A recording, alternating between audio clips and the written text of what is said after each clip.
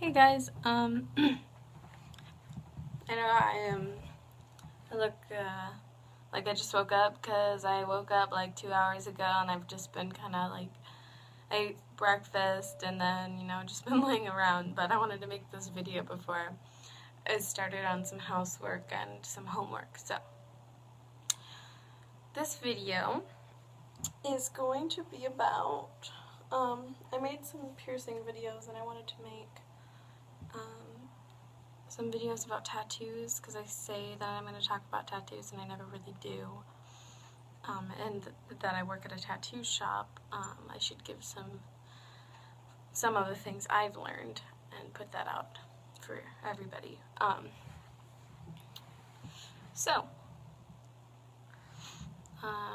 Basically, I'll start off by the basics. If you think you want a tattoo, I would suggest, really thinking about it for a long time, like a couple of years at least, because they are very permanent, and the only way to get them off is to have it lasered off, or, cut off that area of your body, which most people won't do. That's kind of ridiculous, but so think about it. And also think about, before you ask how much a tattoo is, because you can't just price how much a tattoo is. I mean, that's a ridiculous question, and I get asked it all the time. How much do you guys charge for tattoos? Is like saying, it's so ambiguous. You have to give, how big do you want it? How big can the design actually be? Because some things are so detailed that they can't be the size of a quarter, or else it's just going to look like a blob on your skin. So think about the detail, think about how big you want it, think about the location. For one, your first tattoo shouldn't be on your ribs. I mean, that's just ridiculous, or on your head. Like, that's not a good idea. I don't care if that's the only one you want. It's a bad idea. You'll probably pass out, throw up, tap out, only go halfway through. It's not a good idea. They hurt it's needles going into your skin. You should start off with a small one, and then if you can handle that, then I'd say go on to a bigger one. So location is that actually has a lot to do with price. If you want it in color, black and gray has a lot to do with price. So if you want color, that's a little bit more than black and gray. There's a lot of there's a lot of thought that goes into colors, mixing your own colors as an artist, where the colors need to go, where the light source is in the artwork you're doing. Just a lot more things go into color than black and gray, or grayscale, or whatever you want to call it. Yeah, so size, location, and color of black and gray. And my shop, I don't think all shops do this, but we give a military discount, so also if you're military, that might be to your benefit. And if you have any medical conditions like epilepsy or diabetes, or if you have hepatitis B or something, let us know. If you have HIV, let us know. At my shop, we all use disposable needles, disposable tubes, so nothing gets reused, and everything is sprayed.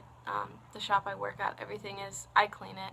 Everything is sprayed in Cavicide and Cavi-Wipe Down. Cavicide kills HIV, Hep B, Hep C, a lot of other things. It's basically just kills everything. I think it's bad to inhale, though, so I started wearing like a mask. I'm thinking if it kills all that, it's probably not good to just spray and like kind of smell that chemical smell. But yeah, so we're very clean. We have biohazard little things to put the needles in. We all wear gloves. Make sure, before you get a tattoo somewhere, and you're not just going willy-nilly.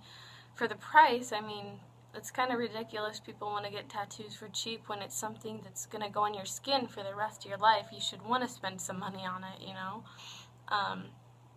I would definitely look at portfolios and look at, have a consultation with different artists, get a feel for what each artist is like. If you have a weird feeling about one of them, I probably wouldn't go with that one.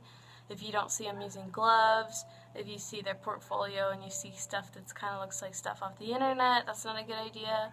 If your friend has a guy that's working out of his house, that's also not a good idea. I mean, home tattoos is just a bad idea all around, unless, you know, you're in that scene, then whatever.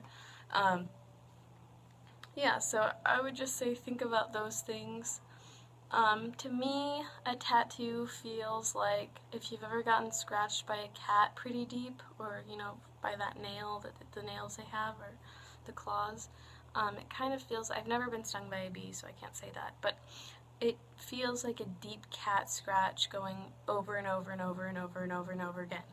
And then after that, after your tattoo's finished, it feels like a very bad sunburn, if you've ever had a sunburn, or a rug burn, like if you've ever like slid on the rug or had some very awesome sex on a rug, then you know what I'm talking about. But yeah, that's basically what it feels like.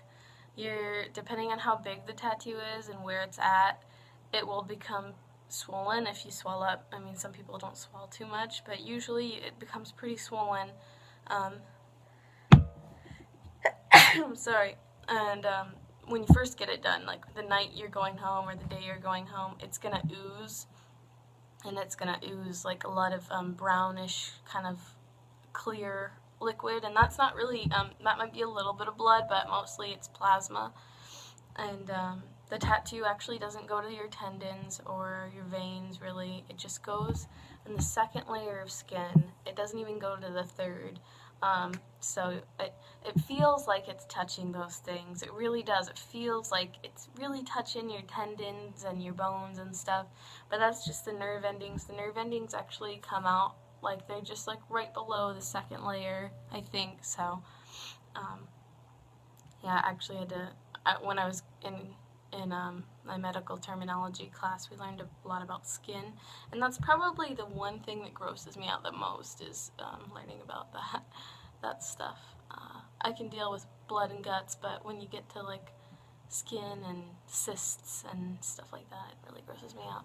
Oh, also if you have psoriasis or eczema, that would be pretty, sometimes we can't do tattoos on people that have that until it's cleared up in that area.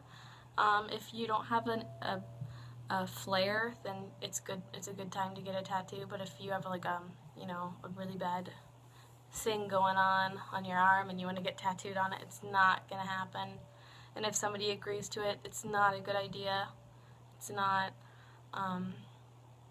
But anyways, when you first get your tattoo done, there's gonna be leaking plasma and stuff. If it's really big, like a big shoulder tattoo, it might be leaking for a couple of days, oozing that plasma. It's good to wear clothing that you don't care about so much, because sometimes you'll get blood and stuff like that, maybe a little ink on your clothing, and that's really hard to get out. Also, you want to make sure you have clean sheets. This pretty much goes for piercings and stuff too, but clean sheets just in case, and maybe sheets you don't care about too much. If it's a pretty big one. If it's just like a name or an infinity sign or something, like some little shitty tattoo like that, then I'd say you're fine. The tattoo, after it's done oozing, your skin will get really tight feeling, and it'll feel really uncomfortable. You're going to want to put lotion on it. What we recommend is for at least 3 days, unless it's really starting to bother you, leave it alone. Don't put anything on it. The tattoo is like a scab, or it's like a wound. It's like an open wound, and it'll turn into a scab eventually, but it's like an open wound, and what open wounds need is oxygen to heal. So if you put a bunch of petroleum jelly or tattoo goo or whatever the fuck you're putting on your tattoo, that's dumb, and it's going to prolong the healing process, and it might even cause extra problems along the way. So you're going to want to leave your tattoo alone for at least 3 days. On the 4th day, you can probably start putting something on it. And I wouldn't say put a ton of shit on it, just a couple drops. We usually recommend things that your body can absorb and eat, like things you can eat, like olive oil or coconut oil or vitamin E oil, just the pure oils, not concentrated, of course, but Nothing with petroleum, not petroleum jelly, not any scented lotions. Those all have alcohol and things that your body is just not gonna, it's gonna irritate the tattoo a little. It might make it feel more dry. And the petroleum jelly is just gonna sit on the surface of your skin. It's not gonna moisturize it. Your skin isn't gonna suck that up and be hydrated. So that's what I would suggest. And then after that, your skin is going to start to look like a scab. It's going to get crackly. It's going to get scabby looking. That's totally normal. A lot of people get worried, because their tattoo looks like shit, and they're like, I want to show this off, but I don't, because people are going to say, what's wrong with your tattoo? It's just part of the healing process. All the scabbies will fall off on their own. Do not pick them off, or you might pick out the color in your tattoo. And like I said, don't over moisturize, because if you've ever had a scab and you let it sit in the hot shower in the water, and that scab sloughs off, you can just kind of wipe it off, or if you're in the bathtub, that can happen to your tattoo, and you can pull out a lot of color if you do that, if you're really scrubbing it and stuff. So don't do that. Don't sit in the shower too long. Don't go to hot tubbing. I would usually say definitely wash it. And your first night of getting your tattoo, or your first date, wash it really good and get all that plasma off, and then you can wash it gently from then on. But definitely don't pick the scabs off. It will start to itch really bad when it's healing, when it's scabby. And don't itch it. Don't pick the scabs off. If you really have to do something, just slap your tattoo like this. It helps. It really does. But definitely try your hardest, and I know for some people it's really hard to not pick scabs, but really don't pick the scab, because you already went through so much, and you're going to cause yourself to need more touching up if you do that, so don't do that. Yeah, that's what I have to say about tattoos. Say the ribs, the top of the feet, the sternum, and the stomach are probably not good ideas for first tattoos.